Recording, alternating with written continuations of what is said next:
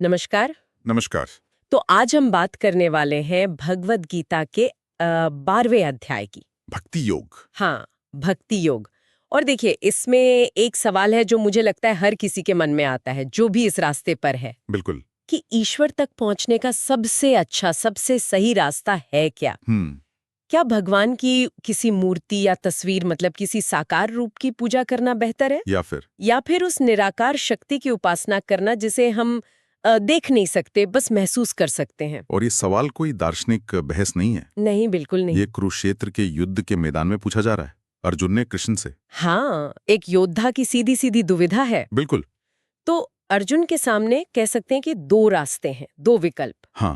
पहला है जिसे हम कहते हैं साकार उपासना, मतलब किसी रूप की पूजा, मूर्ति या तस्वीर, उनकी कहानियां हैं, आप उनसे प्रेम करते हैं। ठीक है। और दूसरा है निराकार उपासना, जहां ईश्वर एक असीम ऊर्जा है, कोई रूप नहीं, कोई गुण नहीं, जो मतलब हर जगह है, कण कण में है। जिसे हम महसूस कर सकते हैं पर देख नहीं सकते। एग्जैक्टली।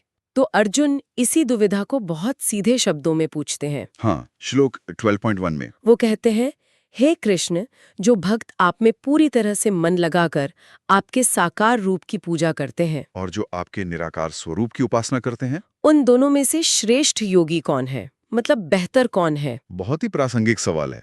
आज भी लोग यही सोचते हैं। और कृष्ण का जवाब उतना ही सीधा और स्पष्ट है, कोई लाग लपेट नहीं। बिल्कुल। वो कहते हैं, जो लोग अपने मन को मुझ में एकाग्र करके अटूट श्रद्धा के साथ मेरी उपासना करते हैं, मेरी राय में वे ही सर्वश्रेष्ठ योगी हैं। तो पहली नजर में तो फैसला हो गया। हाँ, साकार भक्ति को प्राथमिकता दी गई। पर यहाँ बात और दिलचस्प हो जाती है। कृष्ण सिर्फ ये नहीं बताते कि क्या बेहतर है, वो ये भी बताते हैं कि दूसरा रास्ता मुश्किल क्यों है। हाँ, ये क्यों बहुत जरूरी है। क्योंकि निराकार उपासना को तो अक्सर मतलब बौद्धिक रूप से ज्यादा ऊंचा माना जाता है ना। सही बात है, पर कृष्ण इसके खिलाफ एक बहुत ही मनोवैज्ञानिक तर्क देते हैं। वो श्लोक 12.5 में कहते हैं, क्या कहते हैं? देहधारियों के लिए अव्यक्त की उपासना का मार्ग बहुत क्लेशदायक है। क्लेशदायक मतलब मुश्किल। बहुत मुश्किल। और वजह बहुत सीधी है। हम शरीर में रहने वाले जीव हैं। हमारे पास 5 इंद्रियां हैं। बिल्कुल।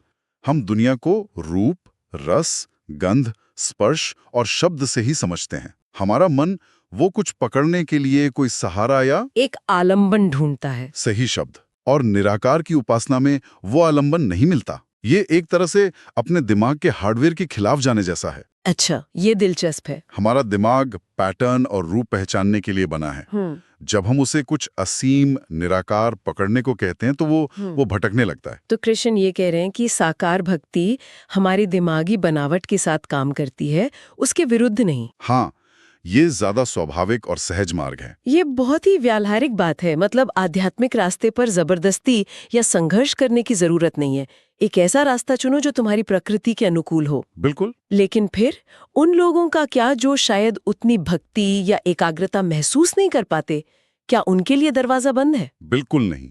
और यही तो गीता की खूबसूरती है। कृष्ण एक बहुत ही दयालु और कह सकते हैं इंक्लूसिव आध्यात्मिक सीढ़ी पेश करते हैं। वो समझते हैं कि हर किसी की मानसिक और भावनात्मक स्थिति एक जैसी नहीं होती। तो वो अलग अलग स्तर बताते हैं। हाँ, भक्ति के लिए 4 स्तरों वाला एक रास्ता, ताकि हर कोई अपनी क्षमता के अनुसार शुरुआत कर सके। तो सबसे पहला स्तर क्या है, सबसे उत्तम? सबसे ऊंची सीढ़ी पर वो कहते हैं, अपना मन और अपनी बुद्धि सब कुछ मुझ में लगा दो। सब कुछ।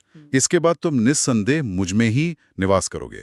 ये सबसे सीधा रास्ता है। पर ये तो सुनने में ही बहुत मुश्किल लग रहा है, अपना मन और बुद्धि पूरी तरह से किसी और को सौंप देना। ये तो सिद्ध योगियों का काम है। हाँ, वही तो। बिल्कुल, ये शिखर है और कृष्ण जानते हैं कि ज्यादातर लोग वहां नहीं हैं। अच्छा। इसीलिए वो तुरंत दूसरी सीढ़ी पेश करते हैं। वो कहते हैं, अगर तुम अपने मन को मुझ में स्थिर नहीं कर सकते तो फिर अभ्यास योग के द्वारा मुझे पाने की इच्छा करो। अब ये अभ्यास शब्द थोड़ा भारी लगता है। इसमें एक तरह की जबरदस्ती या मेहनत का भाव है, जबकि भक्ति को तो हम सहज प्रेम मानते हैं। क्या ये दोनों बातें एक दूसरे के खिलाफ नहीं जाती? बहुत अच्छा सवाल है। यहाँ अभ्यास का मतलब दांत भींच के जबरदस्ती करना नहीं है। इसका मतलब है सतत प्रयास। देखिए, मन एक चंचल बच्चे की तरह है, वो 100 जगह भागेगा। हाँ, ये तो है। अभ्यास का मतलब है उसे प्यार से पकड़कर बार बार वापस लाना। एक उदाहरण दे सकते हैं? जरूर। जैसे आप कोई संगीत वाद्य यंत्र सीखते हैं। ठीक है। शुरू में उंगलियां दर्द करती हैं, सुर नहीं लगते, लेकिन आप रोज मान लीजिए आधा घंटा रियाज करते हैं। धीरे धीरे आपकी उंगलियों को आदत पड़ जाती है और फिर धुन अपने आप निकलने लगती है। हाँ, सही बात है। ये अभ्यास वैसा ही है। रोज कुछ देर नाम जप, ध्यान या बस ईश्वर को याद करने का एक नियम बनाना। धीरे धीरे ये आदत मन को साध लेती है। ये समझ में आता है।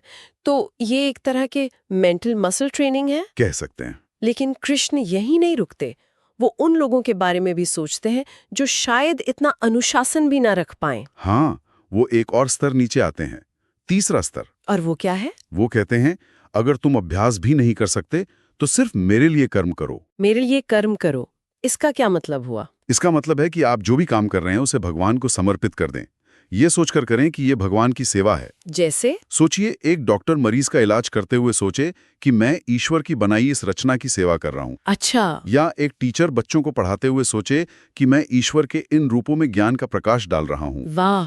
अचानक आपका हर काम, चाहे वो कितना भी साधारण क्यों ना हो, पूजा बन जाता है। ये तो जीवन जीने का नजरिया ही बदल सकता है। इससे तो उबाऊ काम भी सार्थक लगने लगेगा। बिल्कुल। पर कृष्ण के पास एक और विकल्प भी है जो शायद सबसे ज्यादा क्रांतिकारी है। हाँ, और वो है चौथी और सबसे सरल सीढ़ी। और वो क्या है? कृष्ण कहते हैं, अगर ये भी नहीं कर सकते तो बस अपने सभी कर्मों के फल का त्याग कर दो। कर्मों के फल का त्याग? हाँ, अपना काम पूरी लगन से करो, लेकिन परिणाम क्या होगा? सफलता मिलेगी या असफलता, तारीफ मिलेगी या आलोचना, उसकी चिंता छोड़ दो। बिल्कुल, वो चिंता मुझ पर छोड़ दो। और इस कर्म फल त्याग को कृष्ण अगले ही श्लोक में एक बहुत बहुत ऊंचा दर्जा देते हैं। ये थोड़ा हैरान करने वाला है। बिल्कुल, यहाँ एक हैरान करने वाली हायरार्की है। कृष्ण कहते हैं, मशीनी अभ्यास से ज्ञान श्रेष्ठ है। ठीक है। ज्ञान से ध्यान श्रेष्ठ है। और ध्यान से भी श्रेष्ठ कर्म फल का त्याग है। एक मिनट, ध्यान से भी श्रेष्ठ, ये कैसे हो सकता है?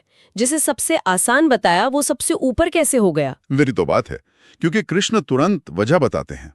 त्यागात शांतिर अनंतरम, मतलब त्याग से तत्काल शांति मिलती है। तत्काल? हाँ, तुरंत। जैसे ही हम परिणाम की चिंता छोड़ते हैं, भविष्य का डर और अतीत का पछतावा वो खत्म हो जाता है। सही बात है, सारी चिंता तो परिणाम की ही होती है। आधुनिक मनोविज्ञान में इसे लोकस ऑफ कंट्रोल से जोड़कर देख सकते हैं। जब हम उन चीजों पर ध्यान देते हैं जो हमारे नियंत्रण में हैं, यानी हमारा कर्म, और उन चीजों को छोड़ देते हैं जो हमारे नियंत्रण में नहीं है, यानी परिणाम, तो चिंता, एंजाइटी अपने आप खत्म हो जाती है। कृष्ण हजारों साल पहले ही सबसे बड़ा कह सकते हैं मेंटल वेलनेस टूल दे रहे थे। ये अद्भुत है। कृष्ण ने हर किसी के लिए, चाहे वो किसी भी स्तर पर हो, एक रास्ता सुझाया है। हाँ, लेकिन यहाँ एक सवाल उठता है, इन रास्तों पर चलकर आखिर बनना क्या है? मंजिल कैसी दिखती है? बिल्कुल सही सवाल। मुझे लगता है इसी का जवाब कृष्ण अगले श्लोकों में देते हैं, जहां वो एक आदर्श भक्त का, अपने प्रिय भक्त का चित्र खींचते हैं। एकदम सही। अब गीता का फोकस कैसे करें से हटकर क्या बने पर आ जाता है। तो वो कौन से गुण हैं जो एक भक्त को भगवान का प्रिय बनाते हैं? देखिए, कृष्ण उन गुणों की एक सूची देते हैं जो उन्हें प्रिय हैं, और ये सूची किसी कर्मकांड या पूजा पाठ के बारे में नहीं है। तो फिर किसके बारे में है? ये पूरी तरह से चरित्र और व्यवहार के बारे में है। इसमें सबसे पहली बात जो मुझे आकर्षित करती है वो है दूसरों के प्रति व्यवहार। कृष्ण कहते हैं कि मेरा प्रिय भक्त वो है जो किसी से द्वेष नहीं करता, जो सबका मित्र है, जो करुणा से भरा है। और फिर एक बहुत दिलचस्प बात कहते हैं, जिससे किसी को कष्ट नहीं होता और जो खुद भी किसी से परेशान नहीं होता। अब ये तो ठीक है कि हम किसी को परेशान ना करें, लेकिन कोई हमें परेशान ना करे, ये हमारे हाथ में कहाँ है? यही तो मनोवैज्ञानिक गहराई है।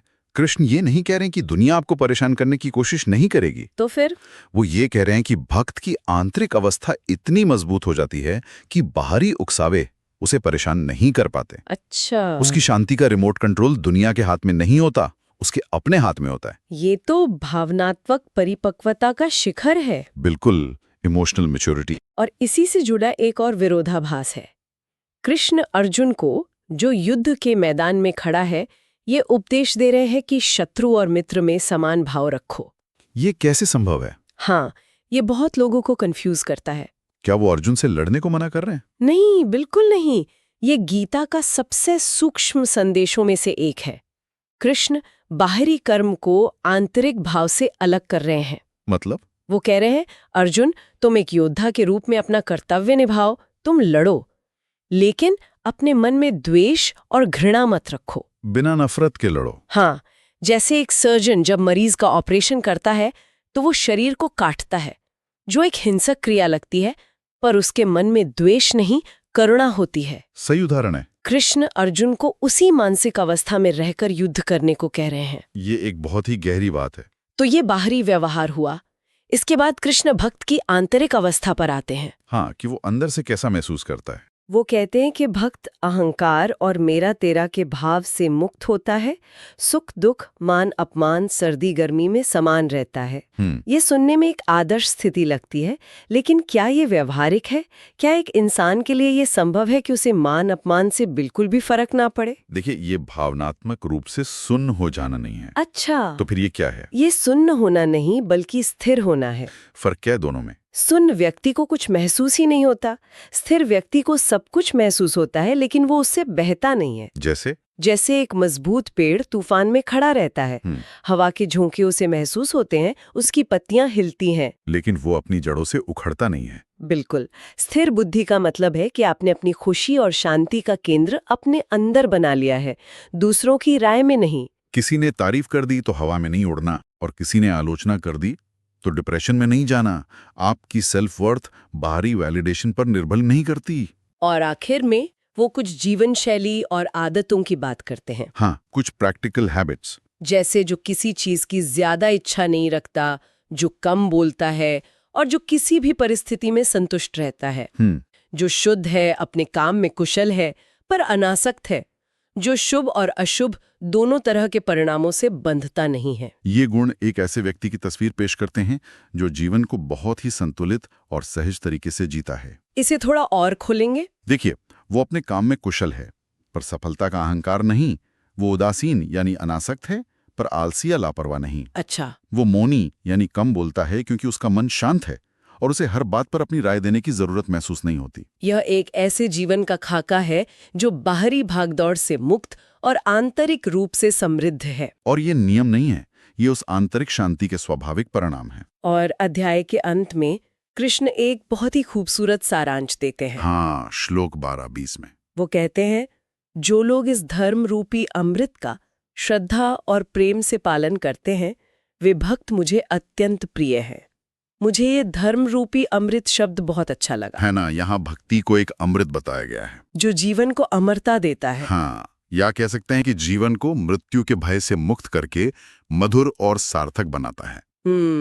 इस अध्याय का मुख्य संदेश यही है, भगवान तक पहुंचने के कई रास्ते हैं और प्रेम तथा सरलता का मार्ग सबसे सुखद और सहज है। और भगवान को बाहरी दिखावा नहीं, बाहरी दिखावा या जटिल कर्मकांड नहीं, बल्कि भक्त का निर्मल हृदय और उसका चरित्र प्रिय है। और सबसे अच्छी बात यह है कि ये अध्याय किसी को जज नहीं करता। बिल्कुल नहीं।